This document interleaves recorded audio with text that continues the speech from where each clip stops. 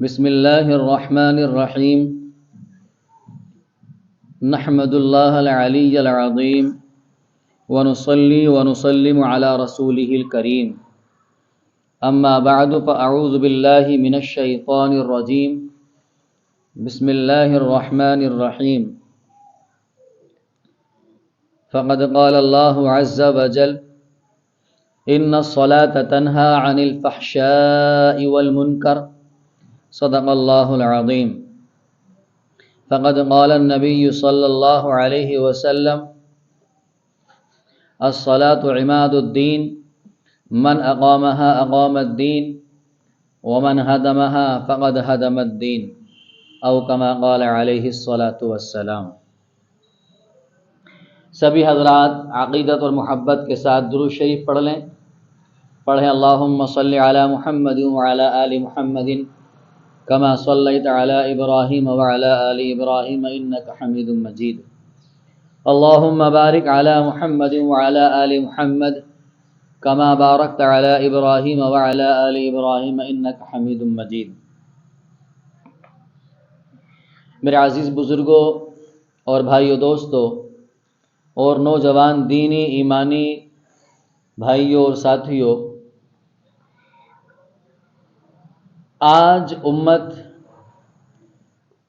جن جن پریشانیوں میں مبتلا ہے اور جن مسائل سے دوچار ہیں، اگر ہم ان پریشانیوں کا حل ڈھونڈنا چاہیں اور ان مصیبتوں کی اصل وجہ اگر ہم دیکھیں تو سمجھ میں یہ آتا ہے کہ ہم نے اللہ کے سب سے زیادہ محتم بالشان حکم اور عمل کو چھوڑا ہوا ہے.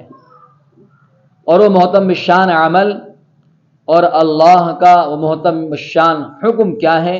وہ نماز کا پڑھنا ہے. آپ تاریخ کو اٹھا کر دیکھیں، کتابوں کو کھنگال کر دیکھیں تو کہیں بھی آپ کو یہ نہیں ملے گا کہ کسی بھی صحابی رضی اللہ تعالیٰ عنہ کی نماز کبھی زندگی میں قضا ہوئی ہو، الا یہ کہ کبھی کسی دنیاوی عمل دنیاوی کام کی وجہ سے کسی صحابی نے نماز نہیں چھوڑی.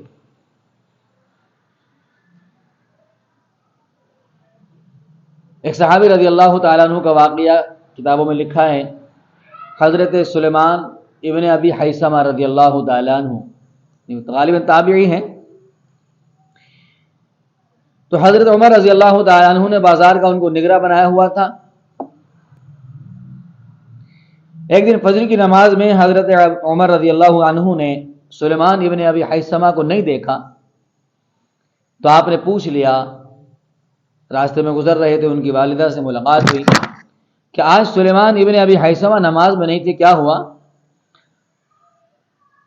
تو کہنے لگی رات دیر تک نفل نمازیں پڑھتا رہا اور اس کی وجہ سے آج اس کی آنکھ لگ گئی اور وہ فجر کی نماز میں شامل نہ ہو سکا. اللہ اکبر. حضرت عمر رضی اللہ عنہ نے ایک جملہ ارشاد فرمایا جو ہم سب کے کام آنے والا ہے، کیونکہ ہم لوگ جب نماز پڑھنے کے لیے آتے ہیں تو نوافل کا ہمیں اس قدر اہتمام ہوتا ہے کہ اگر کوئی بیچارہ کسی وجہ سے، کسی کام کی وجہ سے، کسی جلدی کی وجہ سے وہ نفل چھوڑ دے اور وہ سنت اور فرض پڑھ کر چلا جائے تو ہم اس پر طعن کرتے ہیں کہ لو بھائی لو یہ نماز پوری نہیں پڑھتا. حالانکہ سب سے زیادہ اہم نماز میں فرض ہیں، اس کے بعد سنتیں ہیں. نوافل کا درجہ سب سے بعد کا ہے. لیکن یہ لوگ ان کو نہیں ٹوکیں گے جو ایک وقت کی نماز نہیں پڑھتے، صرف جمعے کی نماز پڑھنے کے لیے آتے ہیں اور جمعے کی نماز میں بھی چالاکی یہ مارتے ہیں کہ مسجد میں آئیں گے اس وقت میں جبکہ امام اور خطیب خطبہ دینے کے لیے منبر پر بیٹھ چکا ہوگا،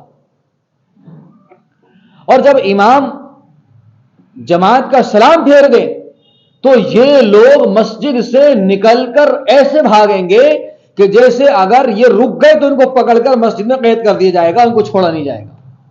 یہ حال ہے. ان کے بارے میں کوئی کچھ نہیں بولے گا، لیکن اگر کوئی بولے گا تو اس کے بارے میں جس بیچارے نے کسی جلدی کی وجہ سے نفل نماز کو چھوڑ دیا، حالانکہ نفل نماز پڑھنے کی ہے، چھوڑنا نہیں چاہیے۔ آقا علیہ السلام نے ارشاد فرمایا کہ جب نمازوں کا حساب کیا جائے گا تو اللہ تعالی فرشتوں کو کہے گا میرے بندوں کا حساب لو، چیک کرو۔ اب فرشتے جو ہیں بندے کا حساب کتاب کر رہے ہیں، اس کی عبادات کو دیکھ رہے ہیں، اس کے گناہوں کو دیکھ رہے ہیں، اس کی نمازوں میں، فرض نمازوں میں کمی پائی جائے گی، یعنی پورے طور پر نہیں ہو پائیں گی، تو فرشتہ آ کر کہیں گے الہ العالمین اس کی نمازوں میں، فرضوں میں تو کمی ہے۔ اور رب العالمین پوچھے گا کیا میرے بندے کے پاس کچھ نفلیں بھی ہیں؟ تو فرشتے کہیں گے ہاں الہ العالمین آپ کے بندے کے پاس نفلیں بھی ہیں۔ اللہ رب العالمین فرمائے گا پھر ٹھیک ہے، میرے بندے کے فرضوں کو نفلیں ملا کر کے پورا کر دو۔ اللہ اکبر۔ ایسا نہیں کہ نفلوں کا مقام نہیں یا نفلوں کا کوئی درجہ نہیں، نفل بہت بڑی چیز ہے مگر فرضوں سے بڑی چیز نہیں ہے۔ آج کل لوگ چاشت بھی پڑھتے ہیں، اوابین بھی پڑھتے ہیں، اور اشراق بھی پڑھتے ہیں، تہجد بھی پڑھتے ہیں، مگر ان کے یہاں میں دیکھتا ہوں اکثر لوگوں کو کہ ان کے یہاں جماعت کی نماز کا اتنا اہتمام نہیں ہوتا، حالانکہ جب آپ ان نفل نمازوں کا بھی اہتمام کر رہے ہیں تو اللہ کے واسطے کم از کم مسجد میں ایسے وقت میں آئے کہ جماعت کی نماز آپ کو پوری کی پوری مل جائے، تکبیر اولیٰ آپ کو مل جائے۔ تکبیر اولیٰ کی بڑی فضیلت ہے، اور عوام الناس کا تو پوچھنا ہی کیا ہے، جو بیچارے جمعے کی نماز پڑھتے ہیں اور جمعے کی نماز پڑھ کر کے سمجھتے ہیں کہ ہم نے بہت بڑا اللہ کے اوپر احسان کر دیا، دین کے اوپر، اسلام کے اوپر ہم نے احسان کر دیا، اور ان دعوت و تبلیغ کا کام کرنے والوں کے اوپر اور مسجد کے امام کے اوپر اور جو اپنے آپ کو دیندار سمجھتے ہیں ہم نے ان کے اوپر بڑا احسان کر دیا۔ میرے بھائی یہ احسان نہیں ہے، ہاں یاد رکھنا یہ احسان نہیں ہے۔ آقا علیہ الصلوۃ والسلام نے ارشاد فرمایا کہ اسلام کی بنیاد 5 چیزوں پر ہے: شہادت اللہ الہ الا اللہ وان محمد عبدہ ورسولہ واقام الصلاۃ وایتاء الزکاۃ والحج وصوم رمضان، کہ ابن عمر رضی اللہ تعالی عنہ نبی اکرم صلی اللہ علیہ وسلم کا ارشاد نقل کرتے ہیں کہ اسلام کی بنیاد 5 چیزوں پر ہے۔ اسلام کی بنیاد کتنی چیزوں پر بھائی؟ 5 چیزوں پر، کہ اسلام کی بنیاد 5 چیزوں پر ہے، اور 5 چیزیں کیا ہیں؟ اسلام کی بنیاد جن 5 چیزوں پر ہے ان میں سب سے پہلی چیز کیا ہے؟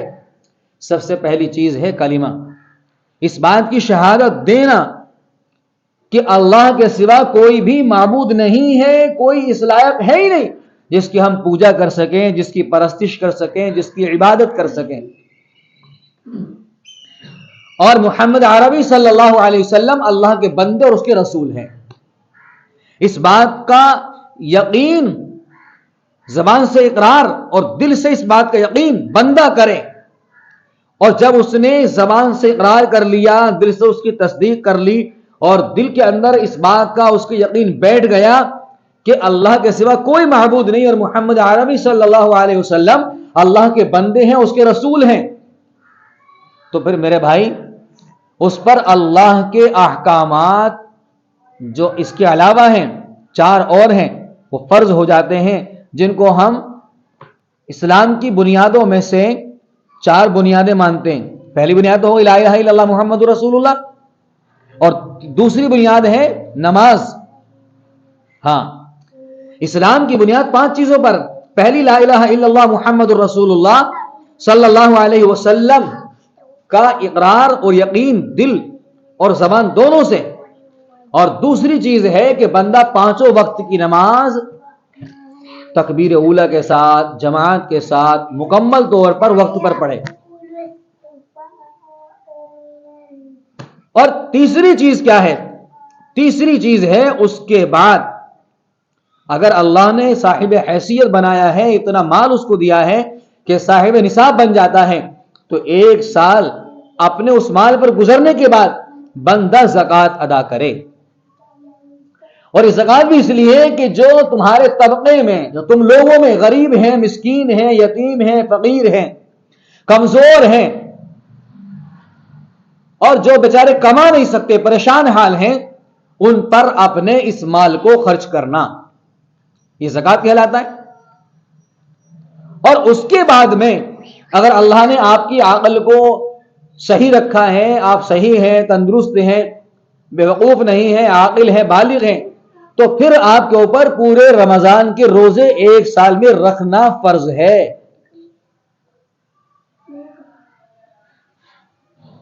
اور اگلی چیز یہ ہے کہ اللہ نے اگر آپ کو اتنی حیثیت دی ہے کہ آپ بآسانی یہاں سے سفر کر کے، مقامات مقدسہ کی زیارت کر کے، حج کر کے واپس آ سکتے ہیں، آپ کے گھر والوں کو کوئی تنگی نہ ہو، تو پھر آپ کے اوپر حج کا کرنا بھی فرض ہے۔ یہ 5 بنیادی چیزیں ہیں اسلام کی، ایمان کی اور دین کی۔ اگر کوئی بندہ اس میں کوتاہی کرے تو اللہ کے یہاں مجرم ہے۔ اب آقا علیہ السلام نے اس کو خیمے سے تشبیہ دی، جس طرح خیمے میں 5 لکڑیاں ہوتی ہیں، ایک لمبی ہوتی ہے اور 2 لکڑیاں ایک سائڈ اور 2 لکڑیاں ایک سائڈ، 4 لکڑیاں نیچے لگی ہوئی ہوتی ہیں۔ اب اگر اوپر کی لکڑی نہ ہو تو خیمہ کھڑا ہی نہیں ہو سکتا، کیونکہ کلمہ جس کی زندگی میں نہیں ہے، کلمے پر یقین جس کا نہیں ہے، کلمے پر اعتماد و بھروسہ جس کا نہیں ہے، تو وہ تو بندہ مسلمان ہی نہیں۔ اب چاہے کتنے نماز، کتنے روزہ، کتنے حج زکات کرتا رہے، اس کا کوئی عمل اللہ کے قابل قبول نہیں ہوگا۔ عمل کے قابل قبول ہونے کے لیے کلمے کا اس کو یاد ہونا اور اس کے دل و زبان سے اس کا اقرار اور یقین کرنا یہ ضروری ہے۔ اور باقی جو اس کے علاوہ 4 چیزیں اور ہیں، وہ نیچے کی جو لکڑیاں ہیں خیمے کی، ان لکڑیوں کی طرح ہے کہ اگر ایک بھی کونے کی لکڑی آپ کی اگر نہیں ہے، ٹوٹ جائے یا نہ ہو، 3 لکڑیاں ہوں، تو آپ کا خیمہ مکمل نہیں کہلا سکتا، آپ کا خیمہ ادھورا رہے گا۔ جیسے مثال کے طور پر گاڑی کے اندر اصل کیا ہوتا ہے، موٹر کار ہے، اس کے اندر اصل کیا ہوتا ہے، انجن کے بغیر تو گاڑی چل ہی نہیں سکتی۔ اب اگر ایک پہیا گاڑی کا نکل جائے تب بھی آپ کی گاڑی نہیں چلے گی، آپ کی گاڑی پھر بھی راستے میں رک جائے گی، آپ منزل مقصود تک نہیں پہنچ سکتے۔ تو میرے عزیزو، جس طرح سے خیمہ 4 لکڑیوں میں سے ایک کے نہ ہونے سے مکمل نہیں ہے، ادھورا ہے، ناقص ہے، اسی طرح سے آپ کا ایمان، آپ کا دین آپ کے لیے مکمل نہیں ہو سکتا جب تک کہ آپ کی 4 لکڑیاں یعنی 4 ارکان کلمے کے بعد والے مکمل نہ ہوں۔ اس لیے میرے بھائی، ہم خود غور کریں، اپنے اندر جھانک کر دیکھیں کہ کون سا رکن دین کا ایسا ہے جس کو کلی طور پر، پورے طور پر ہم نے سنبھالا ہوا ہے۔ ہم اگر نماز کا سروے کریں تو نماز مسجد میں آ کر دیکھیں، آپ بستی میں رہ رہے 800 لوگ، 900 لوگ، 1000 لوگ، 2000 لوگ، لیکن مسجد میں آ کر دیکھو وہی 20 نمازی، 15 نمازی، 25 نمازی، اور کبھی کبھی تو ایسا ہوتا ہے کہ مسجد میں کل 10 نمازی رہ جاتے ہیں۔ اللہ اکبر! کبھی کبھی یہ سوچنا پڑتا ہے مسجد میں ایک نمازی ایسا نہیں ہوتا جو امام صاحب مصلی پر پہنچ رہے ہوں تو وہ اقامت کہہ دے۔ یہ افسوس کا مقام ہے مسلمانوں ہمارے لیے۔ اس لیے میرے بھائی، نماز کا درجہ سب سے پہلے ہے ایمان کے بعد، اس لیے نماز کو آپ کلی طور پر، پورے طور پر پڑھیں، چاہے آپ کا کام ہو یا نہ ہو، چاہے آپ کی نیند پوری ہو یا نہ ہو، چاہے کھانے کو پوری طور پر ملے یا نہ ملے، لیکن نماز نہیں چھوڑنی۔ اگر آپ نے نماز چھوڑی تو باقی اعمال جو ہیں وہ بھی آپ کے پورے نہیں اتریں گے۔ حدیث پاک میں آتا ہے، اللہ کے نبی صلی اللہ علیہ وسلم نے فرمایا، سب سے پہلے بندے سے قیامت کے دن نماز کا حساب کیا جائے گا۔ اگر نماز اس کی صحیح نکلی تو باقی اعمال بھی امید ہے کہ صحیح نکلیں گے، اور اگر بندے کی نماز صحیح نہیں نکلی تو پھر معاملہ خراب ہے کہ بندے کے باقی ماندہ اعمال جو ہیں وہ بھی صحیح نہیں نکلیں گے۔ کیونکہ نماز جیسی اہم عبادت جو 5 وقت 24 گھنٹے میں فرض کی گئی ہے، اور 5 وقت بندے کے اوپر فرض ہے کہ بندہ 5 وقت اپنے رب کے حضور میں اگر حاضری دے، اور 5 وقت اپنے رب کی حضور میں آ کر، بارگاہ میں آ کر بندہ حاضر ہو اور یہ کہے اور یہ بتائے کہ الہ العالمین میں تیرا سچا بندہ ہوں، میں تجھے بھولا نہیں ہوں،